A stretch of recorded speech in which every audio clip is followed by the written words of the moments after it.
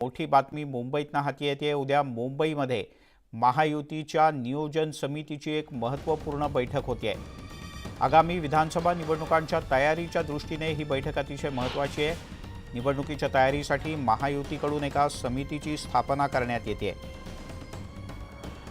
भाजप, शिवसेना आणि राष्ट्रवादी काँग्रेसच्या प्रत्येकी 2 सदस्यांचा या समितीत समावेश आहे।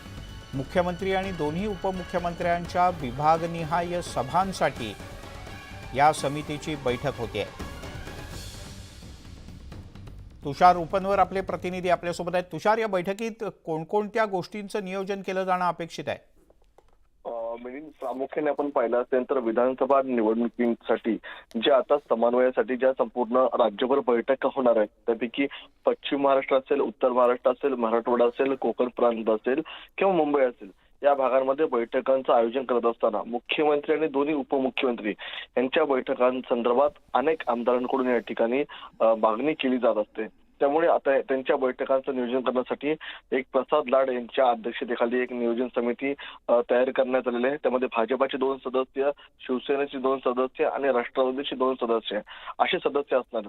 त्या ठिकाणी नेमकं सभा कशी घ्यायची, दौरे कसे घ्यायचे, त्याचप्रमाणे त्या ठिकाणी त्या भागांमध्ये मोठ्या प्रमाणात शक्ती प्रदर्शन महायुतीचे कसे घ्यायचे, ते मेळावे कसे घ्यायचे, या संदर्भात उद्या नियोजन बैठकीमध्ये संवाद होताना पाहायला मिळणार आहेत। त्याचप्रमाणे ही नियोजन समिती झाली प्रसाद लाड यांच्या नेतृत्वाखाली। अजून एक नियोजन समिती असणार, त्यामध्ये प्रमुख 3 पक्षातले नेते असतील। त्यामध्ये येणाऱ्या काळामध्ये 3 पक्षांमधला संवाद साधण्यासाठी, सुसंवाद समन्वय साधण्यासाठी या बैठकीचं आयोजन करण्यात आलंय। तुषार, तुर्तास धन्यवाद या माहितीबद्दल।